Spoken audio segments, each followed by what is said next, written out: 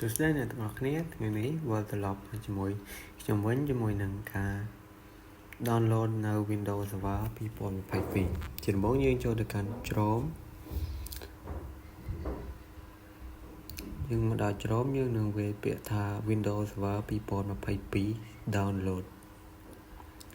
ដែល Windows Server នេះជារបស់ Microsoft ហើយយើងចូលទៅកាន់ពាក្យបន្ទាប់គឺ Windows Server 2022យើងคลิกលើវាមកហើយអ្វីដែលយើងត្រូវ select នៅទីនេះគឺវាមានច្រើនសម្រាប់យើងជ្រើសរើសថាយើងត្រូវជ្រើសរើសរបស់ប្រទេសណានៃមួយដែលយើងត្រូវជ្រើសរើសនោះគឺ ISO 64 bit របស់ United States ដែលយើងនឹងធ្វើការ download យកទៅប្រើប្រាស់សម្រាប់នឹងធ្វើការ run ជាមួយនឹង Windows Server របស់យើងសម្រាប់អ្នកដែលមិនទាន់មានយើង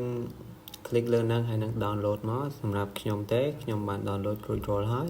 រងចាំឲ្យវាពេញយើងនឹងដំណើរការឥឡូវចូលដល់ថ្ងៃនេះយើងនឹង open នៅ VMware ដើម្បីធ្វើការតម្លើង Windows Server 2022របស់យើងមកដល់ផ្ទាំងនេះគេនឹងមាន3ជម្រើសសម្រាប់យើងជ្រើសរើសទី1គឺ create new នេះសម្រាប់យើងមិនទាន់មានយើងធ្វើការคลิกទៅលើវាទៅហើយជាមួយនឹងទាំងបន្ទាប់វានឹងចេញនៅត្រង់នេះឲ្យយើងជ្រើសរើសមាន2ចំណុចជាដំបូងយើងធ្វើការជ្រើសរើស physical មកហើយចុច next បន្ទាប់មកយើងត្រូវជ្រើសរើសនៅខាងក្រោមគេនេះដើម្បីធ្វើការ install ដោយមិនជាប់ license អ្វីញញ៉ៃច្រើនទេវាយើងពិចារណាយើងពេញនិយមប្រើនេះព្រោះយើងអត់មានត្រូវការបញ្ចូល license ឬ update អ្វីថ្មីយើងមិនមានត្រូវភ្ជាប់ចឹងណាហើយចុចមកយើងចុច next មកដើម្បីទៅកាន់ពាក្យបន្ទាប់ទៀតអានេះយើងជ្រើសរើសយក Windows Server ដែលយើងត្រូវជ្រើសរើសនោះគឺ Windows Server 2022វានឹងតម្រូវទៅលើម៉ាស៊ីនរបស់យើងប្រើប្រាស់ព្រោះថាដូច្នេះត្រង់នេះយើងត្រូវជ្រើសរើសយក Windows Server 2022ហើយយើងធ្វើការចុច next នៅត្រង់នេះជ្រើសរើសទីតាំងផ្ទុក file របស់យើងចុច next បន្ទាប់មកត្រង់នេះវាមាន2ជម្រើសសម្រាប់យើងជ្រើសរើសថាតើយើងចង់ store file នឹងជាមួយ file ឬក៏ជាច្រើន file សម្រាប់ខាងលើនេះយើងជ្រើសរើសតែមួយ file ទេពីព្រោះវាងាយស្រួលក្នុងការ copy បើតែវារៀង slow តែបើខាងក្រោមយើងជា file ដាច់ដោយឡែកពីគ្នាវាសម្រាប់យើងជ្រើសរើសបើយើងជ្រើសរើសខាងក្រោមនេះវាមិន slow ទេតែវាពិបាកក្នុងការយើង copy file វាមានច្រើន file អញ្ចឹងមកខាងលើវាមានតែមួយ file ទេតែវារៀង slow វាងាយស្រួលក្នុងការ copy ទៅលើ file នីមួយៗបន្ទាប់មកយើងចុច next ទៀតមកត្រង់នេះយើងនឹងធ្វើការ customize ទៅលើ Windows Server របស់យើងត្រង់នេះយើងថាតើយើងចង់បាន RAM ប្រមាណ G ទៅលើ Windows Server របស់យើងថាបើបងប្អូនមានច្រើនយើងអាចដាក់ច្រើនទៅពីព្រោះសម្រាប់បន្ទុកទិន្នន័យរបស់យើងទេវាច្រើនមេឃអាហ្នឹងយើងទៅតាមនឹងដែរហើយខាងក្រោមទៀតមានអីទេយើងជ្រើសរើសលេខតែខ្ញុំជ្រើសរើសប៉ុណ្នេះហើយអូខេនៅចំណុចបន្ទាប់ទៀតយើងនឹងធ្វើការជ្រើសរើសទីតាំងសម្រាប់ផ្ទុក file សម្រាប់ file យើងទៅដាក់នៅលើ Windows Server របស់យើងមកអូខេយើងជ្រើសរើស file Windows Server 2022របស់យើងមកអូខេហើយចុចអូខេ close ហើយយើងនឹងធ្វើការ finish របស់ Windows Server របស់យើងឥឡូវវាកំពុងតែចូលដល់ផ្ទាំងនេះគឺយើងត្រូវបាន 50% ហើយទៅលើ Windows Server 2022របស់យើងនៅត្រង់ចំណុចនេះយើងនឹងធ្វើការ preview ទៅលើការជ្រើសរើស memory របស់យើងថាយើងទុកប្រមាណ G ចឹងឥឡូវខ្ញុំមកត្រង់នេះខ្ញុំធ្វើការ preview វាជាមុនសិនដើម្បី make sure ថាតើយើងជ្រើសរើសប្រមាណចឹងទៅត្រង់នេះយើងជ្រើសរើសយក NAT ចាំដល់ចំណុចបន្ទាប់ទៀតយើងនឹងលម្អិតឡើងនេះអូខេចំណុចនេះយើងត្រូវដឹងថា file យើងផ្ទុកនៅទីតាំងណាឥឡូវយើងអូខេហើយរួចរាល់យើងចូលទៅកាន់ power វិញ ឥឡូវយើងធ្វើការបើកវាទៅសម្រាប់ Windows Server 2022របស់យើងអូខេបន្ទាប់ពីបើកឥឡូវយើងឃើញផ្ទាំងនេះហើយវាកំពុងតែ run របស់ Windows Server របស់យើងវាកំពុងតែ install បានបន្ទាប់មកយើងដល់ចំណុចនេះគឺយើងចាំវាបន្តិចសម្រាប់វា install នៅ function មួយចំនួនអូខេបន្ទាប់យើងធ្វើការជ្រើសរើសនៅ country ហើយនឹងភាសារបស់ computer យើងថាយើងត្រូវជ្រើសរើសអ្វីត្រង់នេះយើងមិនបាច់កែអ្វីទេព្រោះយើងជ្រើសរើសរបស់ United States ហើយ so បើអ្នកទាំងអស់គ្នាមិនទាន់ជ្រើសរើសយើងអាចកែត្រង់នេះបានធ្វើការជ្រើសរើសមកយករួចរាល់ហើយយើងចុច next ទៅបន្ទាប់ទៀតអូខេយើងចុច next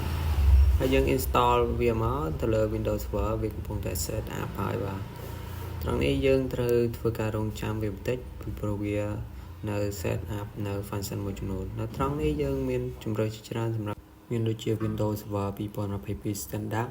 Evaluation ដែលយើងត្រូវប្រើ command line ត្រង់នេះវាមិនងាយស្រួលសម្រាប់យើងទេពីព្រោះយើងមិនអាចចេះ command line អត់ទេហើយត្រង់នេះយើងជ្រើសរើសពីព្រោះវាមាន icon ហើយនឹងមាន experience សម្រាប់ Windows សម័យថ្មីដែលយើងងាយស្រួលការប្រើប្រាស់យើងត្រូវជ្រើសរើសនោះគឺទី2ជួរទី2សម្រាប់ប្រើប្រាស់ព្រោះវាងាយស្រួលព្រោះវាមាន icon មានអីចឹងណាអូខេយើងចុច next បន្ទាប់ទៀតមកដល់ចំណុចនេះយើងត្រូវ take accept វាមកសម្រាប់ធ្វើការងារបន្ទាប់ទៀតអូខេយើង create វាមកហើយទៅ next បន្តទៀតវានឹងចេញនៅពីជម្រើសសម្រាប់យើងជ្រើសរើសខាងលើនេះយើងមានពីរជម្រើសសម្រាប់ជ្រើសរើសតែអ្វីដែលយើងជ្រើសរើសគឺនៅខាងក្រោមពីព្រោះវាងាយស្រួលសម្រាប់ខាងលើនេះវាមានភាពរញ៉េរញ៉ៃច្រើនដែលយើងត្រូវការស្វែងយល់បន្ថែមទៀតឥឡូវយើងជ្រើសរើសខាងក្រោមអូខេនៅត្រង់នេះគេចង់សួរយើងថាតើចង់ប្របែកត្រាយដែរឬទេតែបើបងប្អូនមានតម្រូវការចង់ប្របែកត្រាយយើងអាចប្របែកបានដោយគ្រាន់តែคลิกប៊ូតុង new សម្រាប់ខ្ញុំប៉ុណ្នេះអូខេហើយមិនជាបញ្ហាទេខ្ញុំដាក់តាមត្រាយទេដើម្បីងាយស្រួលគ្រប់គ្រងតែបើបងប្អូនមានតម្រូវការចង់ប្របែកត្រាយយើងអាចប្របែកត្រាយបានទៅដោយคลิกលើប៊ូតុង new នេះអូខេឥឡូវយើងคลิกលើប៊ូតុងនេះទៀតមកត្រង់នេះវានឹងធ្វើការ install នៅ function របស់ Windows Server ដែលវាធ្វើការ run នៅ Windows Server មួយដែលមានលក្ខណៈពេញលេញអូខេយើងរងចាំវាបន្តិចទៅវានឹងចេញបន្ទាប់ពីវា install រួចរាល់បាទត្រង់នេះយើងត្រូវចំណាយពេលរងចាំវាបន្តិចពីព្រោះវានៅ install នៅ function មួយចំនួនដែរ so បន្ទាប់ពីយើងរងចាំមកវានឹងចេញត្រង់នេះមកយើងវានៅ run បន្តិចទៀតអូខេសម្រាប់ចំណុចបន្ទាប់នេះគឺវានឹងចេញផ្ទាំងមួយដែល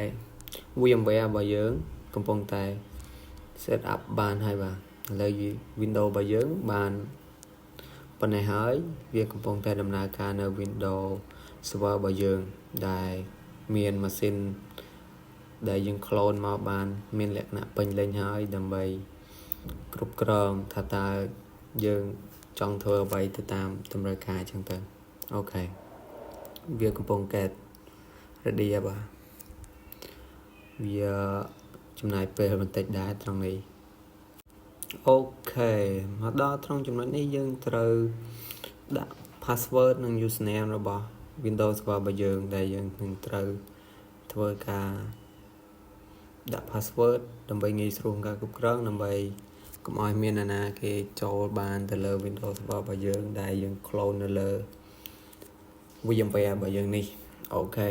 ខ្ញុំធ្វើការដាក់ password ដើម្បី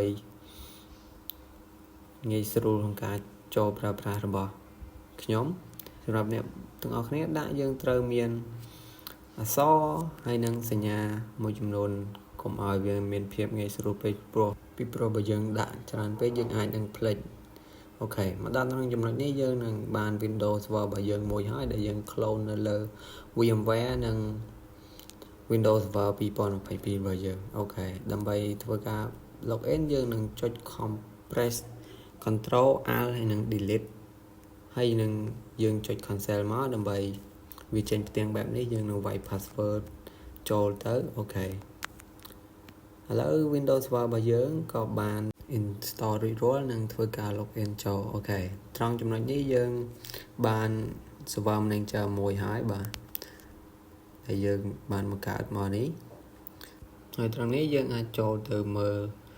server manager របស់យើងបានអូខេយើងចូលទៅមើលតាមថាតើយើងបានបង្កើតនិងជ្រើសរើសនៅ RAM ប្រមាណហើយនឹង Windows ឈ្មោះអ្វីទៅលើអ្វីដែលយើងចង់នឹងបន្ថែមទៀតនៅលើ server manager របស់យើងដើម្បីងាយស្រួលក្នុងការប្រើប្រាស់អូខេហើយក៏វីដេអូរបស់ខ្ញុំក៏បានមកដល់ទីបញ្ចប់ដែរសូមអរគុណ